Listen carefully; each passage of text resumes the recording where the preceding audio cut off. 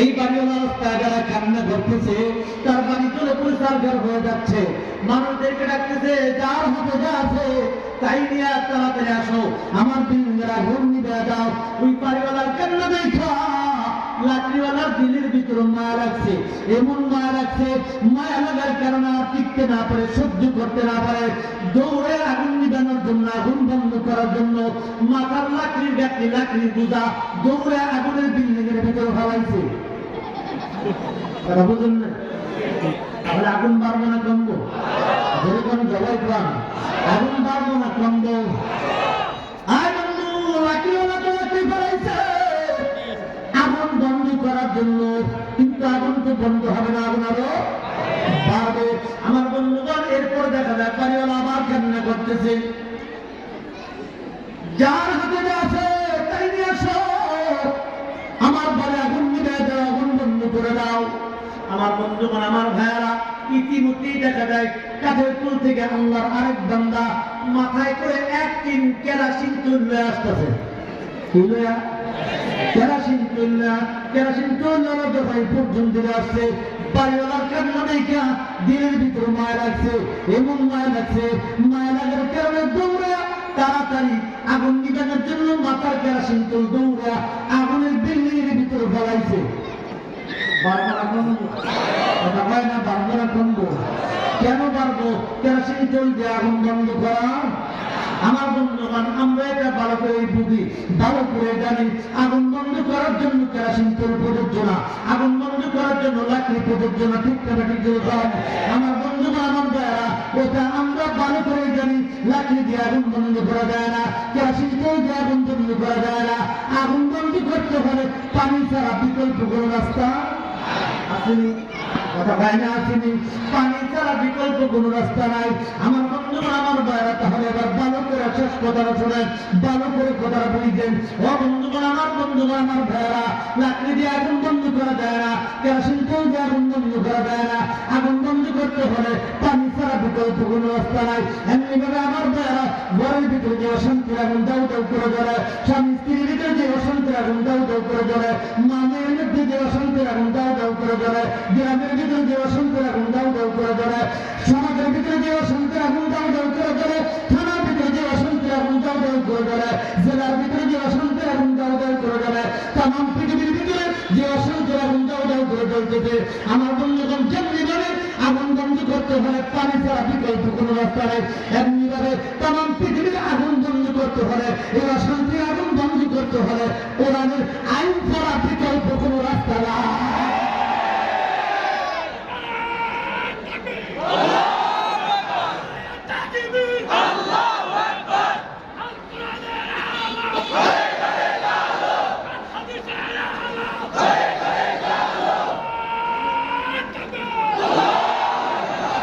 এজন্য আমার ভাইয়েরা, আমার বন্ধুগণ, ভালো করে বুঝতে হবে, যতদিন পর্যন্ত এই বাংলার জমিনে কোরআনের আইন চালু না করা হবে, কোরআনের আইন জিন্দা করা হবে, পার্লামেন্টে যতদিন পর্যন্ত, সংসদে যতদিন পর্যন্ত এই কোরআনের আইন চালু করা হবে, ততদিন পর্যন্ত এই বাংলার জমিনে লজ্জা, গঞ্জা, চাঁদাবাজি আর ছিনতাইগিরি বন্ধ করা যাবে না। আমার বন্ধুগণ, আমার ভাইয়েরা, যদি আইন করা হয়, চোরাচুরি করলে হাত কেটে দাও,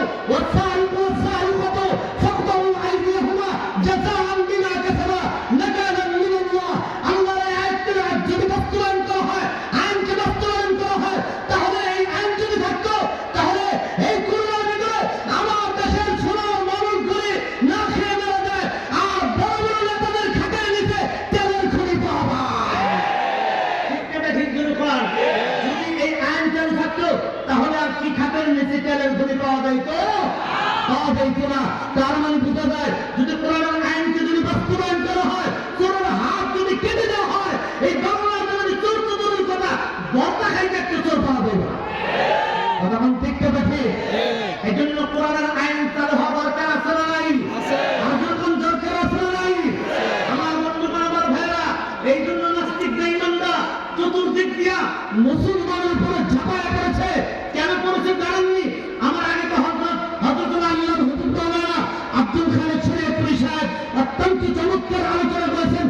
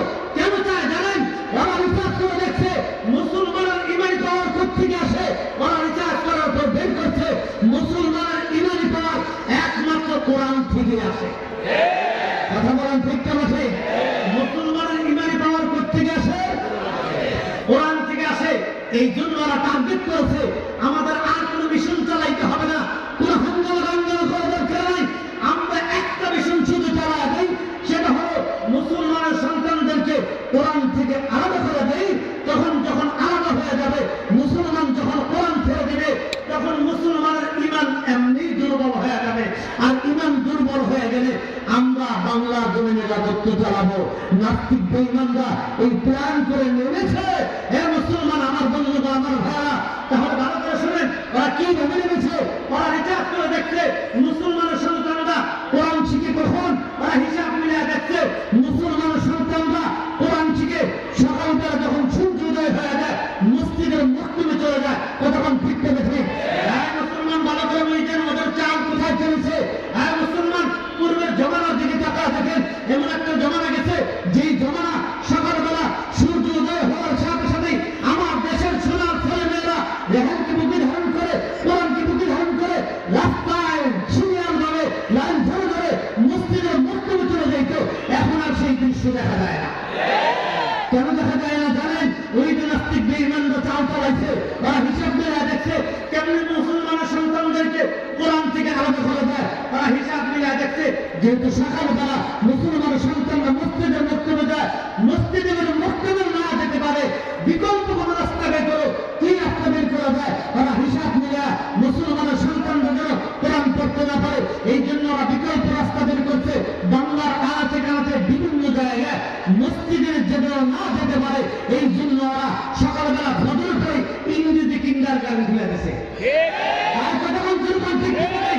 এই জন্য দেখেন না, মা ছেলেকে নিয়ে, মা মেয়েকে নিয়ে, ছোট্ট বাচ্চা কথা বলতে পারে না, এমন বাচ্চাকে নিয়ে দৌড়ে ফজর করে ইংরেজি কিন্ডার গার্ডেন চলে যায়। কতক্ষণ ঠিক নেই।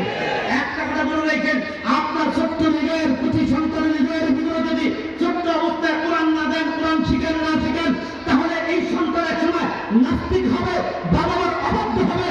আর আপনার সন্তানের কুচি হৃদয়ের ভিতরে যদি ছোট্ট অবস্থায় কোরআন ঢুকে দেওয়া হয়, এই সন্তান কখনো নাস্তিক হবে না। ঠিক না ঠিক? এই জন্য দেখেন না, উচ্চ শিক্ষায় শিক্ষিত হওয়ার পর, জব হওয়ার পর, ব্যারিস্টার হওয়ার পর, আমার দেশের কিছু উচ্চ শিক্ষায় শিক্ষিত হওয়ার পর কিছু নাস্তিক আছে, মাঝে মাঝে কোরআনের বিরুদ্ধে স্লোগান দেয়। যেরকম কতক্ষণ ঠিক না ঠিক?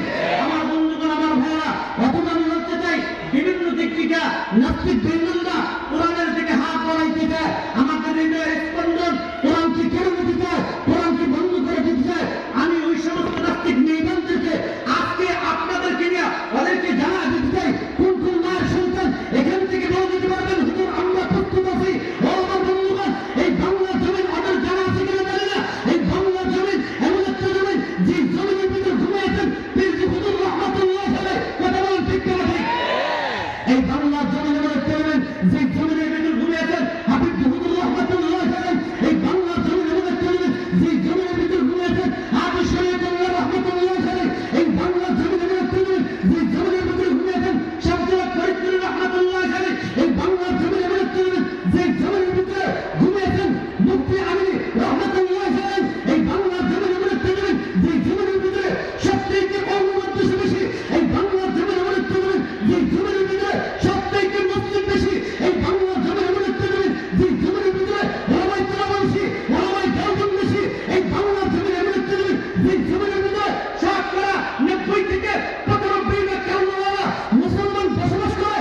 অতএব বলে দিতে চাই ওই সমস্ত নাস্তিক বেঈমানদেরকে, এবং ওদের জমিনে এবং কোরআনের জমিনে, মসজিদ মাদ্রাসার জমিনে, কোন মুসলমান এবং মুসলমানের জমিনে কোন নাস্তিকের বাচ্চা যদি কোরআনের দিকে চোখ বাড়ায়, হাত বাড়ায়, ওই নাস্তিকের হাতকে ভেঙে দিতে হবে। আমার মুসলমান ভাইরা, এই বাংলার জমিনে কোন নাস্তিক কোরআনের বিরুদ্ধে কথা বলবে, এটা কিছু মুসলমান বরদাস্ত করতে পারে? কথা বলেন না, পারে? পারে না, কোন মুসলমান মেনে নিতে পারে না। এই জন্য আমার বন্ধুগণ, আমার ভাইয়েরা, লাস্ট ফিনিশিং কে কে পারবেন আমি আপনাদের কাছ থেকে একটা কথা বলেন, আমি সামনে কিছু আলোচনা করতে চাই।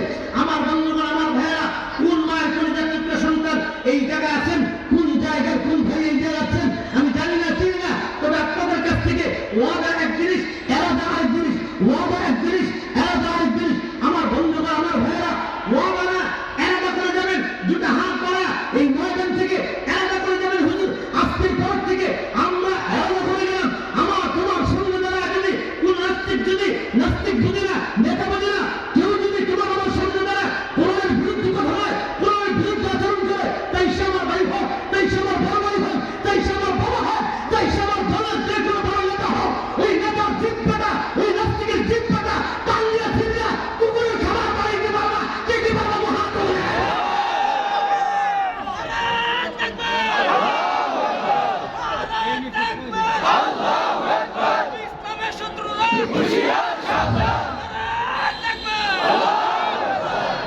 আমার বন্ধুগণ, আমার ভাইয়ারা, আর বেশি লম্বা করবো না।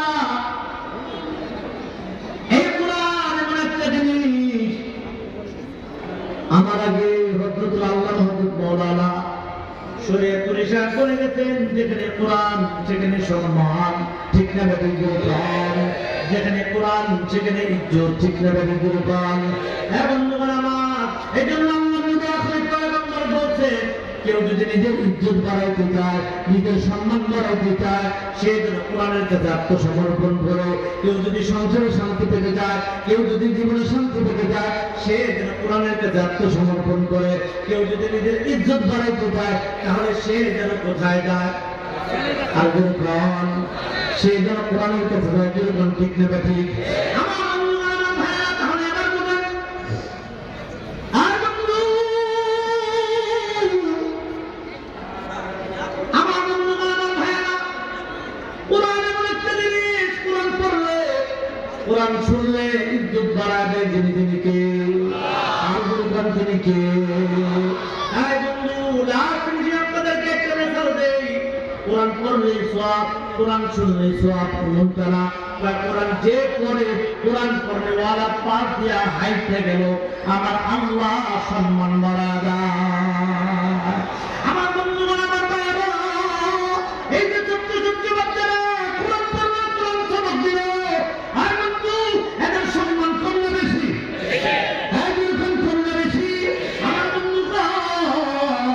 এদের ইজ্জত, আমার নবী বলেন, এদের সম্মানের কারণে এদের পার দিয়ে কেউ হাইতে গেল, আমার আল্লাহ তার সম্মান বাড়ায় দেয়।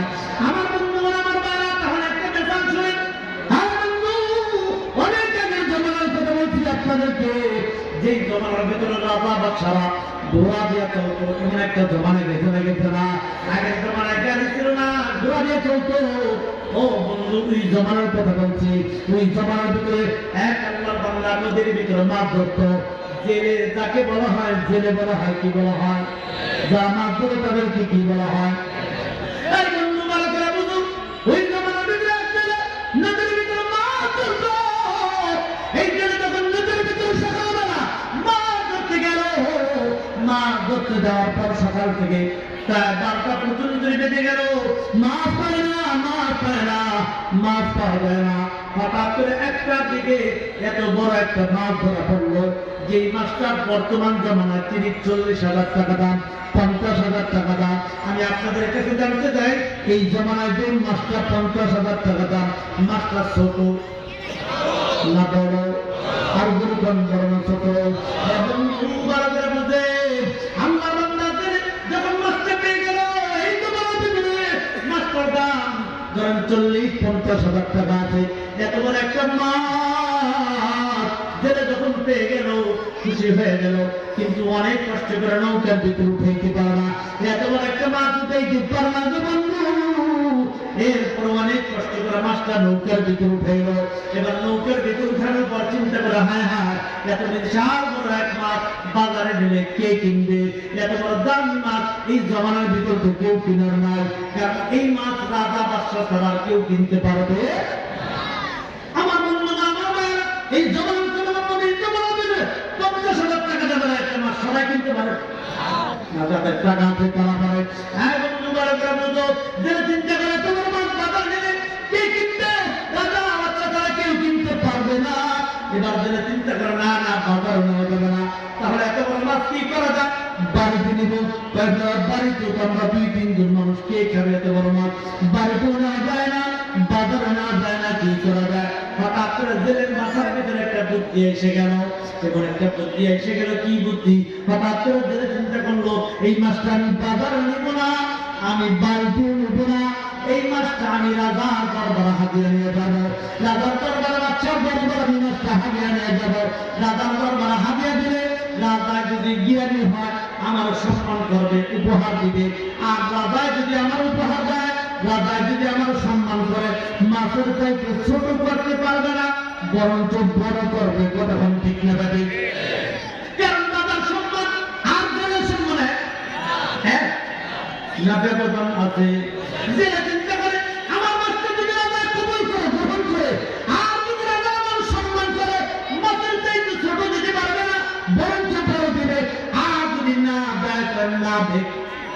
তিনি খালি ফিরে চলে আসবো। আমার বন্ধুগণ, আমার ভাইয়েরা, এই চিন্তা করে জেলে আস্তে করে মাথায় করে মাছটা হাতে করে পাড়া মাথায় উঠে আস্তে করে নজর দরবার রওনা হয়ে যায়। এক কদম দুই কদম যাইতে যাইতে যাইতে যাইতে রাজার দরবারে চলে যায়। রাজারা সিংহাসনে বসা, হঠাৎ করে দিলে মাথায় কইরা মাছটা আস্তে করে রাজার সামনে ফেলাইছে। রাজার সামনে নামানোর পরে এবার রাজায় টাকায় দেখে বিশাল বড় এক মাছ। বাচ্চা জিজ্ঞাসা করে কিনে দিলে এত বড় মাছ করতে গিয়ে দিলে এবার ডাক দিয়ে বলে, বাচ্চা এই মাছ আমি নদীর ভিতরে পেয়েছি, এখানে কেন? আপনার জন্য হাদিয়া, আপনার জন্য উপহার।